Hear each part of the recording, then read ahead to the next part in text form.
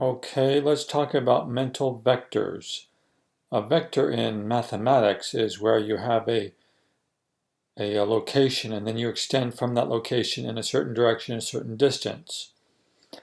Now let's apply it to the mind and body. Well, if you're just relaxed, your awareness of your body may be like it is on the screen. But if you make your awareness smaller and smaller, and on the right, smaller and smaller, then it becomes more point-like and focused. So suppose your awareness is very small and it's in your head. Then these are thought vectors. You can think about different things inside your head. Nobody really knows what you're thinking because the communication is all going on inside your head. Now suppose your vectors are larger. The energies that you're playing with are bigger. Suppose it's focused at your heart. Then when you move your energy around from this location, making vectors in different directions with different magnitudes or lengths, you get an emotional component to what you're moving around inside your body. And of course, it relates to the person and people you're with. So if this woman is with this man and she's expressing her feelings, she's moving her vectoring around inside from her human heart region, and it makes different feelings.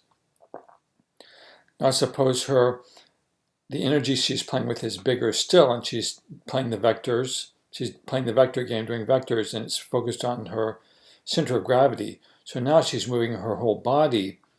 Let's make it a little smaller here. Now she's vectoring her whole body around the room, around the city, around the country, around the world. The vectors are coming from her center of gravity, so she's moving her physical body. That is how vectors work in the mind and body. Now engineers, suppose this woman is an engineer.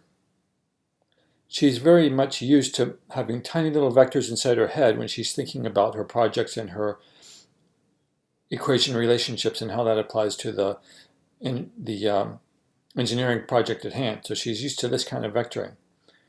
Let's make this guy's awareness a little bigger here. So he's just watching this woman right now. Now the woman who's an engineer may not be that used to making vectors from her emotions and communicating outside herself, large vectors outside to the people around her. So she's an introvert, say, and she has trouble even wanting to play the social games that you have to play to get along in the world. That's why engineers traditionally have trouble with this, because their vectors are smaller inside their head and not larger and outside in the outside world. Okay, now when two people get together and start vectoring at each other, they start to communicate. So these two people can communicate from their hearts and communicate feelings, vectoring out from their human hearts, or they can vector from their heads or from their throats. A very substantial control region is the throat, because the inner voice controls the body, and the fine-tuned physical processes in like dance and martial arts and oratory. You use your throat area to control yourself a lot. Let's let this woman do the same thing. So now they're communicating from their throats, vectoring out from this center of human awareness, for each within themselves towards the other person. So it can be smaller, it can be larger magnitude. Or if they're just having a nice walk together, and they're having pleasant thoughts inside their heads, their vectoring may be smaller. They're thinking nice thoughts. So you get the idea. All communications are vectors of moving energy within your body, which sometimes, if it's large enough, can go outside your body and even move your body from location to location. And then when people start communicating, these vectors make waves of energy going through space, and they affect other people around them. So we'll talk about communication next.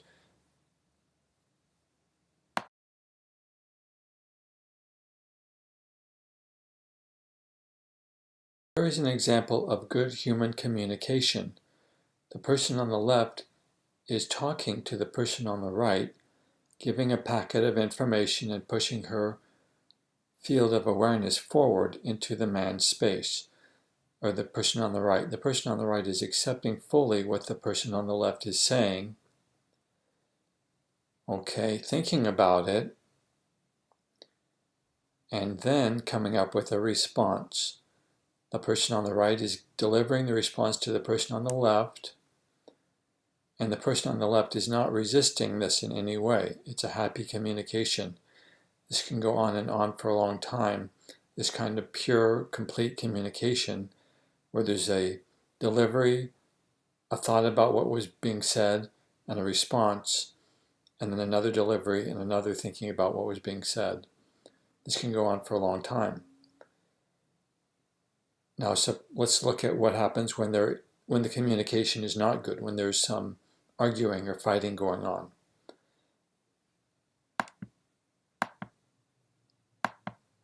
Then what happens is they're both talking at the same time. They're both pushing their ideas forward into each other's space, and there's no listening and thoughtful response.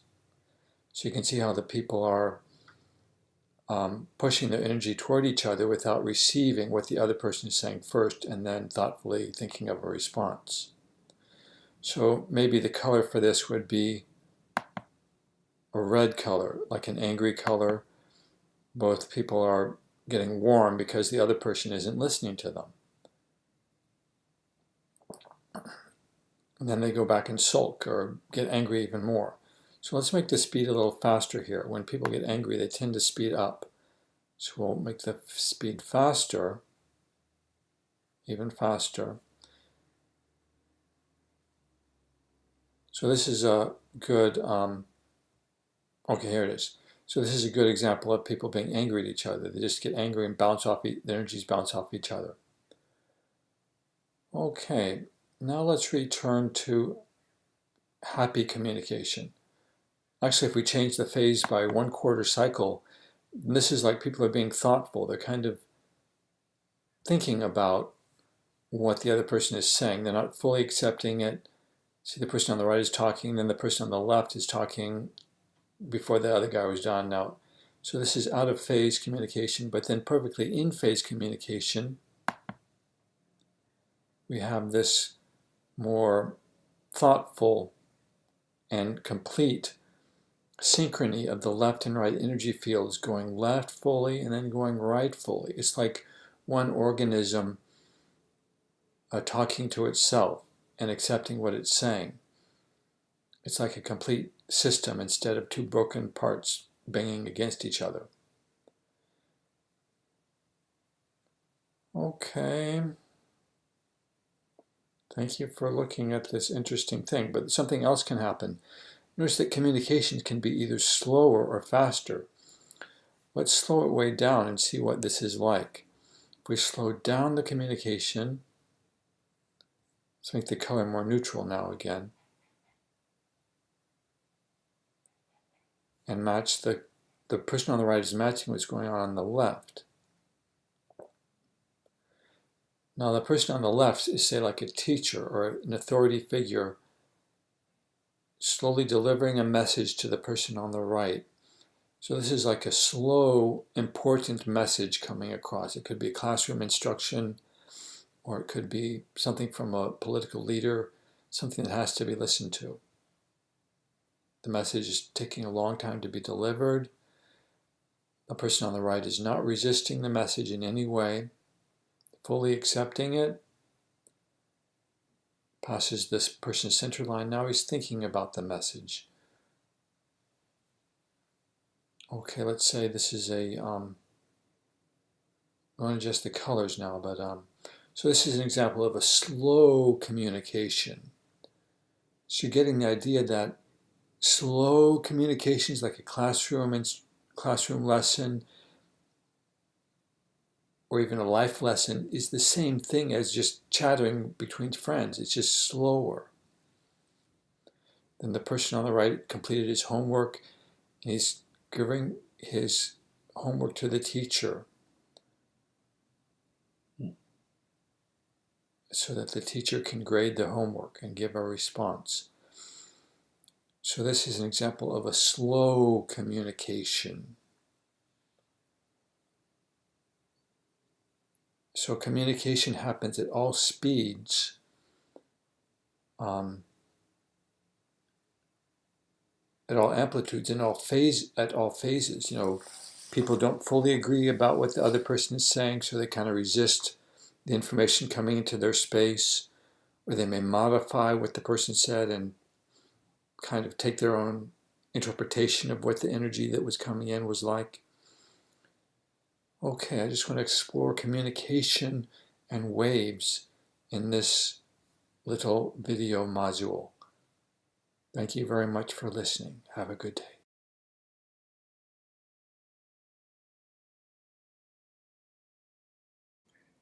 If you have if you're very mentally focused and you have trouble communicating with other people, there's a physical method you can use to encourage your psyche to be more communicative with other people when they're in proximity, when you're around other people. So when you're talking to someone else, energy comes into you, and then you push energy towards the other person. Now, if you're mentally focused, it's all kind of theoretical. You wonder what the other person is thinking, and you don't really know if it's real, what your model is. So you have to encourage yourself to talk a little more. So you can use the one-hand method, let the energy come in, push towards the other person. Let the person push you slightly, push towards the other person. You can practice this on your own for maybe 10 times.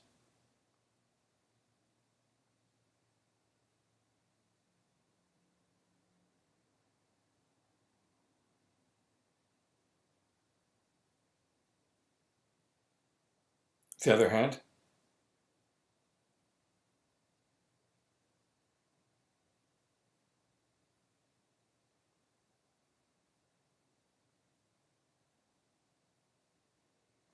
You can do it. So that's one way to encourage yourself to be more social when you are with people, but you're not feeling like being social right now. You can also do it two hands. One hand pushes forward, the other hand encourages the pushing back.